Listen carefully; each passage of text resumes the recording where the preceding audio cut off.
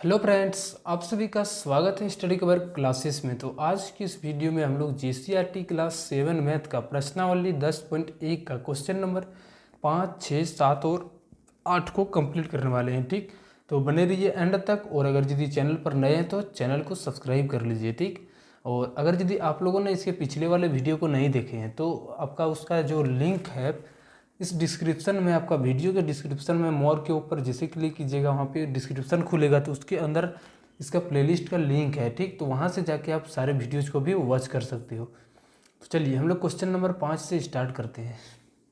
बोलता है कि सीमा 8% वार्षिक दर से 3 वर्ष बाद 72 रुपया ब्याज के रूप में देती है। बताइए उसने कितना धन उधार लेता है। चलिए इसको हम लोग बनाते हैं। ठीक, एक एक करके डाटा को पहले लिखते हैं। वार्षिक जो दर है 8% है। वार्षिक दर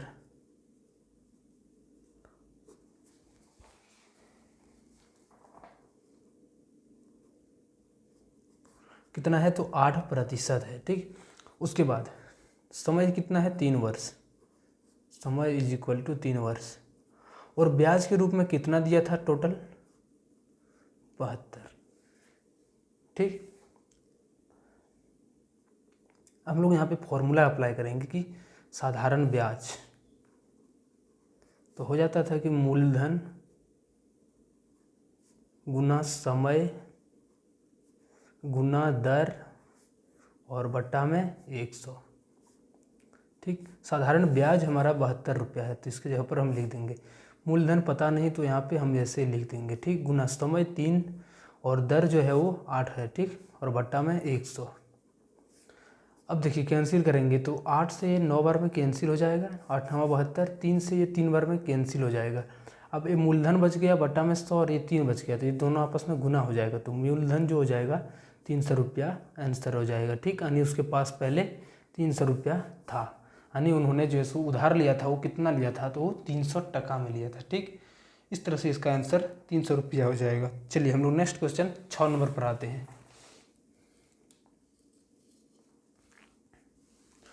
6 नंबर क्वेश्चन में है कि किस वार्षिक ब्याज की दर से 500 रुपया 3 वर्ष में 605 हो जाएंगे। ठीक, किस वार्षिक ब्याज की दर से, अभी क्या पूछा रहा है कि ब्याज की दर कितना होगा। तो चलिए सबसे पहले हम लोग सब एक एक करके सारा डाटा को लिखते हैं। मूलधन है कितना है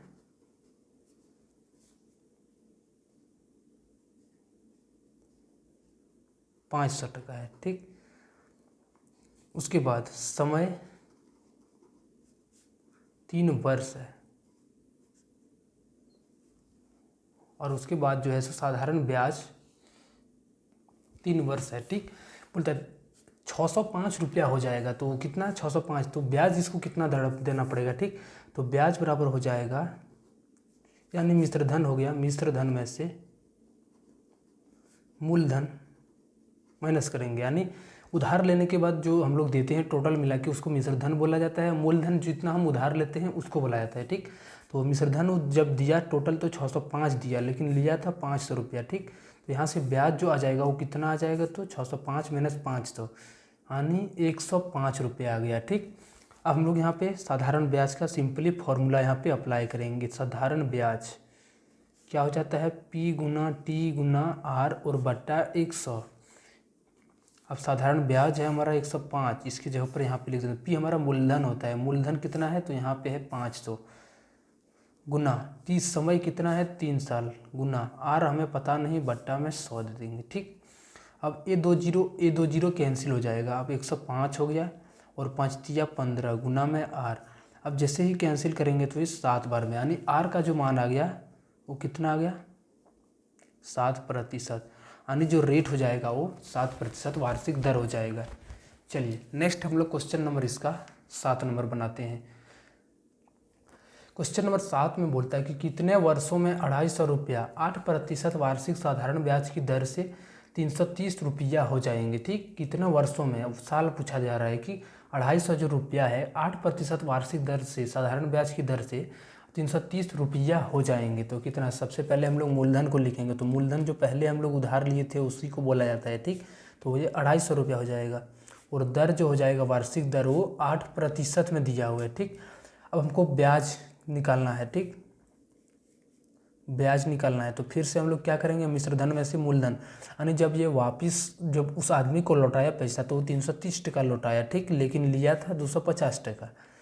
अब हम लोग घटाएंगे, 0 13 में से 5 जाएगा तो ये 8 बच जाएगा, ठीक। अब यहाँ पे 2 में 2 गया 0, यानी 80 रुपया इसको ब्याज देना, यानी एक्स्ट्रा देना पड़ेगा, ठीक। तो हम लोग लिखेंगे यहाँ पे फिर से साधारण ब्याज,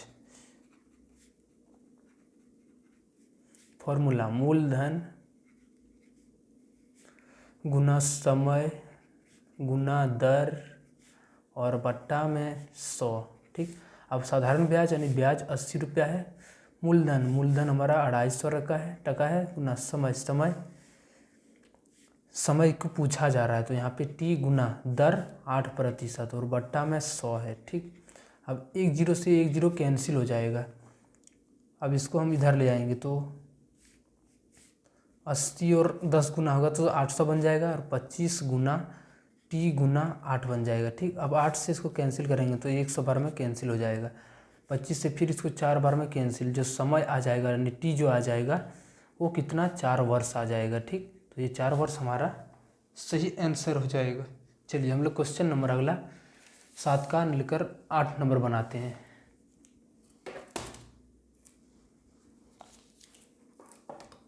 क्वेश्चन नंबर 8 में है कि कितने वर्षों में 400 रुपया पर 14% वार्षिक ब्याज की दर से ब्याज 112 रुपया होगा। चलिए हम लोग यहाँ पे फिर से निकालते हैं, ठीक। मूलधन है 400 रुपया, मूलधन 400 रुपया, ठीक। और ब्याज यानी वार्षिक ब्याज जो दर है वो 14% है, ठीक। और उसके बाद साधारण ब्याज दिया हुआ है, ठीक। साधारण ब्याज कितना है 112 रुपया है, ठीक। उसमें हम लोग निकालना पड़ता था, इसमें डायरेक्ट दिया हुआ है और समय को मांगा जा रहा है, समय बराबर वाट। चलिए फॉर्मूला को हम लोग यहाँ पे लिखते हैं, साधारण ब्याज बराबर मूलधन गुना समय और गुना दर बट्टा में 100। साधारण ब्याज हमारा 112 है, इसकी जगह पर लिख देंगे। मूलधन कितना है 400 रुपया, गुना समय का पता नहीं इसको निकालना है और गुना में दर जो है वो कितना है 14% हो जाएगा, ठीक। अब हम लोग यहाँ पे कैंसिल करेंगे 100 से 4 बार में